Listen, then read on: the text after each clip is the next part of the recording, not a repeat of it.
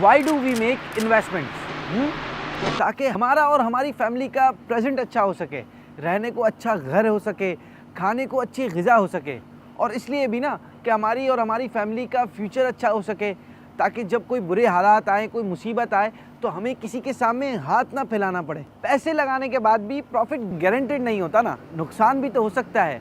और बिज़नेस में इन्वेस्टमेंट आपका हाल और आपका मुस्तकबिल तो अच्छा कर सकती है, लेकिन माजी में गुजरे उन दुख भरे दिनों को नहीं बदल सकती। लेकिन मैं आपको एक ऐसी इन्वेस्टमेंट बताता हूँ जो आपके पास को भी बदल के रख देगी, आपका प्रेजेंट अच्छा कर देगी और आपका फ्यूचर ब्राइट कर देगी।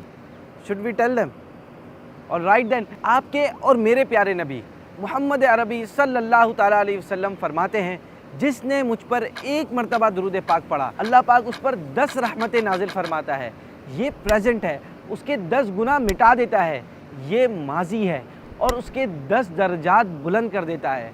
That is future. So keep residing दुरूद पाक as much as you can and do share this video with your friends.